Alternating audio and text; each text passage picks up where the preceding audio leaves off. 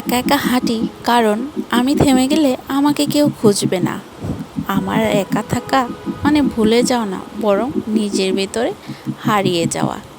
ভোরের আলো একটু একটু করে চারপাশ ছুঁয়ে যাচ্ছে, সব কিছু জেগে উঠছে, পাখি, শহর, মানুষ। কিন্তু আমি এখনো সেই আগের মতোই একটা নামহীন, মুখহীন, নিঃশব্দ ছায়া হয়ে বেঁচে আছি।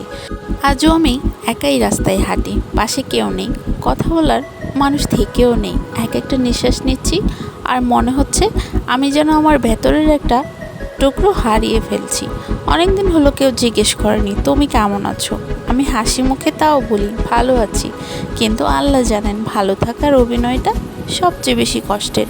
সবাই ভাবে আমি কত শক্ত, কারণ আমি কাঁদি না, ভেঙে পড়ি না।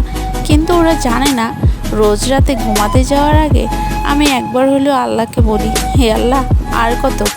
এই জীবনটা যেন একটা থেমে থাকা ট্রেন, যেখানে আমি শুধু বসেই আছি কারো অপেক্ষায়, কিন্তু কেউ আসে না, কারণ আমার জন্য থেকেও কেউ নেই।